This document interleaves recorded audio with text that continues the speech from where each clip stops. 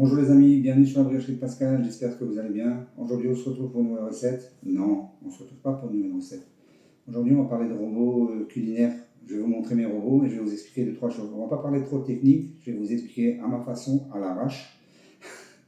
Voilà, on ne va pas rentrer dans les détails de ouf, mais bon, vous allez comprendre, je vais vous parler de deux robots. Je précise, je ne suis pas payé pour le faire, hein. Je ne fais pas de la pub, c'est mes deux robots. Puis voilà, je vais vous dire ce que j'en pense, comment je les utilise, et puis voilà, vous ferez votre petite idée, ça vous aidera peut-être pour les prochains achats, si vous en voulez en chercher un, à vous de voir. Donc je vous montre ça dans cette vidéo, vous ne bougez pas, vous mettez votre tablier, non il n'y a pas besoin de tablier, voilà, je rigole.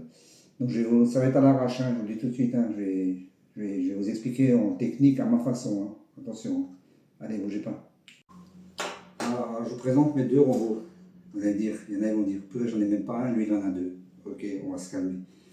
Celui-là, il a 34 ans. J'ai 54 ans bientôt. Je l'ai acheté quand j'avais 20 ans. Je l'ai payé 2500 francs. Il a 34 ans. Je peux vous dire qu'il est rentabilisé. Celui-là, il a à peu près 5 ans. Donc celui-là, c'est le artisan. Cuve de 5 litres 8 ou 9, je ne sais plus exactement. Celui-là, c'est 4 litres 7.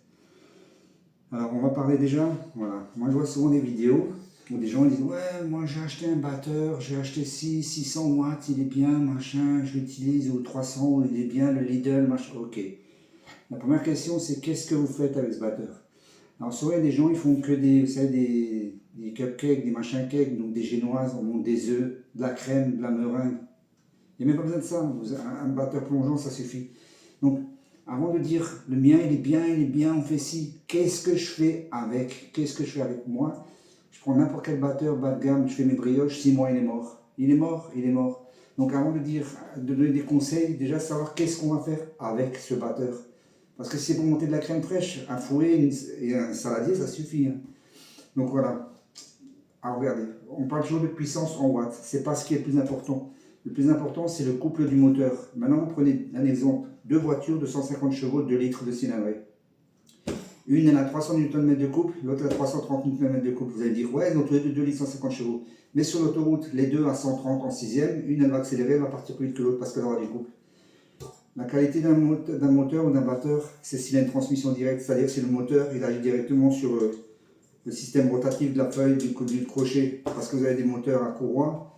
Donc courroie, vous perdez en puissance. Donc il faut tout regarder. Moi, je ne suis pas technicien, je ne suis pas mécanicien. Mais c'est pas juste, ouais, il a 800 watts, ouais, super, ouais. Regardez un tracteur, c'est puissant, ça va à 40 km/h, mais ça vous arrache une maison. Ben oui, il a du couple, tout le travail du moteur est dans le couple. C'est très important. Après, ce qui est important, le poids. Vous voyez, voilà. Quand je le mets en route avec une brioche, je ne le mets pas en route ici. Et quand je reviens, il est à 6 km de l'autre côté. Parce qu'il a bougé tellement il est léger. Donc le poids, c'est important. Après, moi, dans ces batteurs-là, mon petit, je conseille, je ne fais pas plus que 650 g de farine. Après, c'est de trop. C'est de trop. Celui-là, je fais 1,350 kg. Pourtant, la pâte, il y aurait de la place. Mais c'est trop pour le batteur. Après, l'avantage, il y a des avantages et des inconvénients. Un petit, un grand. Par exemple, si la pâte que je fais dans celui-là, je la mets dans celui-là, le pétrissage, c'est pas du tout le même. Parce que la cuve est beaucoup trop grande. Donc c'est compliqué de dire, ouais, je vais acheter un grand, comme ça je peux au cas où. Mais quand vous voudrez faire des petites quantités, dans le grand là, c'est la galère. Le pétrissage, il faut l'augmenter. Donc vous voyez, toujours quand on dit pétrissage 5 minutes, ouais, ok. 5 minutes dans une petite cuve, la pâte, elle ne peut pas bouger, elle va chauffer beaucoup plus vite, elle va beaucoup plus vite pétrir. 5 minutes dans une grande cuve, la pâte, elle se promène partout, pas le même pétrissage. Donc tout change déjà. Donc, tout a une importance en fait dans la brioche, dans la boulangerie, dans la pâtisserie, dans le temps qu'on vous dit, les cuissons, tout a une importance. Donc voilà. Donc pour dire que ce genre de truc, c'est bien si vous faites beaucoup de grandes quantités. Ce que je fais, des fois je fais des petites quantités, donc les deux vont bien. Maintenant, les grosses brioches que je fais, quand je fais genre un exemple de mes vidéos, je fais souvent 28-30 pièces, je ne peux pas le faire là-dedans. C'est trop petit. Alors j'ai déjà tenté, je fais des fois des pâtes, alors ça monte un petit peu au crochet, voilà. Donc, voilà. Moi, ce que j'aime bien, ces batteurs, c'est ce système-là, quand on peut le lever. Ça, j'aime bien. Parce que là, il ne faudrait pas sortir la cuve, c'est plus compliqué. Après, pareil, vous regardez le matériel que vous avez. Vous pouvez y aller pour la tordre de la feuille. Ça, c'est un batteur, à l'époque, j'avais payé 2500 francs, ce qui fait à peu près 400 € à peu près aujourd'hui. 2500 francs à l'époque. Vous imaginez, il a 34 ans. Il n'est jamais allé en garantie. C'est moi qui l'ai une fois emmené en réparation pour qu'il me change des charbons, qu'il n'y avait pas besoin, mais c'était comme une révision. Celui-là, je l'ai acheté il y a à peu près 7 ans, il est déjà 2 fois en garantie et il tourne encore pas super bien. Bon, après, honnêtement, il faut dire que moi je le remets dans la tronche. Hein. Je veux dire, quand je fais une brioche, vous avez vu les quantités. Hein. Je veux dire, le batteur, il chauffe. Hein. Donc voilà, tout ça, ça surveiller. Donc arrêtez de dire, surtout les gens qui vous veulent vous vendre des trucs, qui vous disent, ouais, il fait 800 watts ou 600 watts. Et après, vous avez des gens qui vont venir, ils vont dire, ouais, celui-là, il a... Attendez, il y a des gens qui vous parlent de batteur à 100 euros, à 70, 80 euros. Mais c'est pour touiller de la soupe, pour mélanger de l'eau. La recette, un ingrédient de l'eau. Comment touiller de l'eau avec mon batteur? Non mais, faut arrêter les conneries quoi. N'écoutez pas toutes les conneries qu'il y a sur internet, surtout n'écoutez pas. Aujourd'hui on a des outils. À l'époque, quand on voulait se renseigner, on devait chercher un dictionnaire, un livre, un machin. Aujourd'hui on va sur internet, on tape je m'y connais rien, comment je fais ça? Hop, vous avez une réponse. Hop, voilà. Donc il n'y a pas d'excuse aujourd'hui. Il y a quelques jours, je voyais une dame qui disait, ah ouais, j'en ai marre de faire lever mes brioches pendant des heures. Que ça prend des heures. Mais pourquoi ça prend pas des heures pour faire lever une brioche pour qu'elle démarre? Si elle est pétrie correctement, elle va démarrer. Si elle ne lève pas, c'est qu'il y a un problème déjà de la pâte. Donc la dame, elle vous vend, là, voilà, elle vous vend un Thermomix. Ah oui, moi je conseille. Alors elle met la brioche dans le Varoma avec de la vapeur. Donc la brioche, vous la mettre sur un papier avec de l'huile et elle vous met ça dans le Varoma pendant 30 minutes. 30 minutes, c'est mon premier temps de pousse en général au four à 30 degrés éteint, ça va tout seul. Ah oui, alors il faut badigeonner de l'huile sur un papier, mettre dans le varoma, mettre de l'eau, mettre en gros 30 minutes. Et au final, au bout d'une demi-heure, elle ouvre, elle a une pâte à brioche complètement dégueulasse, pleine de flotte, de vapeur. Ah oui, ça lève. Non, elle n'est pas levée, elle est crevée, c'est pas pareil. Donc avant de conseiller les gens, vous voyez, ils vous conseillent, je sais pas, conseillez-leur de faire une mayonnaise au Thermomix, voilà. Mais dites pas faire de la brioche, en plus vous ne montrez pas le résultat de la brioche parce qu'elle n'aura pas, elle est foutue. Elle est foutue. Donc regardez bien qui vous conseille, parce que ça, j'arrête pas. Alors des fois, je commente, mais au final, j'arrête, j'en ai marre, parce que je me dis, ça sert à rien, les gens n'écoutent pas. Et encore une fois, il y a quelques jours, une dame disait, moi, je chauffe à 40 degrés, je lève. Je fais lever à 40 degrés. C'est beaucoup trop. Faites un essai, faites de la pâte feuilletée, par exemple. Alors perdez 2 jours à faire de la pâte feuilletée. Perdez 2 jours à faire de la pâte feuilletée. Et avoir une belle pâte feuilletée, vous la mettez au four, vous faites lever au croissant 40 degrés. Vous partez, vous laissez un quart d'heure, vous revenez, vous avez tout le beurre dans votre four, fini les croissants, vous pouvez les jeter. 30, c'est déjà le max. Moi, je fais lever à 30 et je l'éteins. Alors, des conseils comme ça, ouais, Varoma, machin, de l'eau. Déjà, quand vous voyez, ouais, je vais faire une brioche vite, je next. Ouais, pourquoi ma brioche, je ne fais pas des brioches qui lèvent en 5 heures. Next, pourquoi? Moi, je fais des brioches qui doivent lever 24 heures. C'est justement, c'est le but, c'est que la brioche ait de la qualité. C'est ça le but. Donc voilà, quoi. Pour revenir à nos batteurs, quoi. Donc voilà, moi, c'est mes 2 bêtes que j'ai. Donc je ne vous dis pas les acheter, je ne suis pas payé pour le faire. C'est pour vous dire juste, voilà, arrêtez de regarder les watts. Et on dirait là, ça n'a rien à voir. On parle de couple. Vous avez moi, je fais de la moto. Vous avez des motos qui ont des moteurs à chaîne, des moteurs à cardan, des moteurs à courroie.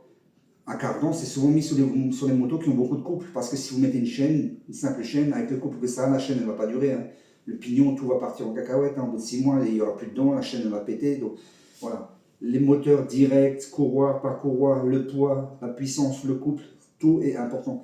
Vaut mieux un batteur avec pas trop de watts, mais un bon couple, qu'un moteur avec beaucoup de watts et mal fait, mal conçu. Quoi. Je veux dire, la puissance ne va pas arriver au bout. Au début, vous allez avoir une connerie, vous allez avoir 20 chevaux au début du moteur, et à la fin, là, vous allez avoir 2 chevaux. À quoi ça sert d'avoir 20 chevaux? C'est pour avoir 2 ici. Le but, c'est d'avoir 20 là et 20 ici. C'est logique. Là, je parle en chevaux, mais ce n'est pas des chevaux, mais bon, voilà pour vous dire. Voilà. Donc attention, arrêtez de regarder les trucs sur Internet. Arrêtez d'aller chez des gens qui veulent vous conseiller, qui ne vous montrent pas de trucs. Surtout aujourd'hui, avec les IA, on peut s'en servir. Mais dire, voilà, je vous fais une brioche, après je vous montre un gâteau qui n'est pas fait par moi ou autre chose, c'est pareil. En ce moment, c'est une pénurie sur les réseaux. On voit que ça, que des trucs comme ça. Et des gens qui vous conseillent pour vendre un appareil. Je veux dire, c'est comme ça le magasin. La dernière fois, j'y vais, la dame elle me dit, oh, le batteur, il est... C'est juste mon côté fouineur, en fait. Je ne voulais pas l'acheter, hein, j'en ai 2. Ah oui, il est bien, il est ultra léger. Je dis, mais madame, ultra léger. Elle me dit, il est ultra léger, c'est une bonne qualité, il est ultra léger. Je dis, mais madame, ultra léger, c'est pas une qualité. Pas du tout. Pas du tout, c'est négatif pour moi. Ultra léger, je le mets en route, il part à l'autre bout du village, ça me sert à quoi? Ça sert à rien du tout, ultra léger. À rien du tout. Il doit être lourd, le batteur. Plus il est lourd, mieux c'est, au moins il ne bougera pas. Puis voilà. Donc voilà, c'était mon petit coup de... Voilà. Comme dit, je ne suis pas payé pour. Il y a un article sur le site où je vais parler des robots, je vais mettre plusieurs marques, je vous donne un peu les détails, je vous expliquerai tout ça en détail et je vous mettrai cette vidéo en plus dedans. Puis voilà. Donc c'était mes 2 bêtes du jour avec lesquelles je travaille. Donc comme je dis, c'est bien d'avoir un grand, si on fait beaucoup de grosses quantités. Si on n'en fait pas, c'est mieux d'avoir un petit, parce que faire des petites pâtes dans un grand, c'est pas pareil. C'est en boulangerie, quand on faisait des petites pâtes dans des petits pétrins, on avait des pétrins en spirale, ça s'appelait. Donc la cuve, elle tourne. Donc, vous voyez, vous êtes comme ça, vous avez la cuve qui tourne, déjà d'une. Donc la pâte, elle tourne automatiquement. Et en plus, vous avez un crochet, mais pas comme ça, parce que là, on a des crochets. Vous avez des crochets à spirale. Donc dans ces pétrins-là, on peut faire des pâtes beaucoup plus petites que dans un batteur à crochet ou un pétrin à crochet. Mais encore une fois, moi, j'aimais pas faire mes brioches dans les pétrins à spirale, parce que voilà, j'aimais pas, c'est une habitude. Moi, j'aime bien travailler avec des crochets, un batteur à crochet, voilà. Donc voilà, vous voyez le matériel, hein, vous avez des bons fouets, vous avez, voilà, ça c'est un fouet de qualité, hein, vous voyez, c'est un fouet, voilà, un fouet. L'ancienne version, le petit à l'époque, il est costaud, mais vous voyez, c'est déjà pas le même, hein. C'est déjà pas la même forme. Celui-là, il est plus arrondi, celui-là, il est plus ovalisé. Voilà. Donc, on ne regarde pas les watts, on regarde le reste. C'est tout. Bon, c'était la petite vidéo du jour. Fini pour aujourd'hui. Je vous dis à bientôt pour de nouvelles aventures de la brioche de Pascal. Là, je suis en train de faire mon levain. Il est en train de dormir le deuxième jour, pour ceux qui suivent un peu. Puis voilà, je vous dis bye bye pour des aventures sur la brioche de Pascal. Portez-vous bien.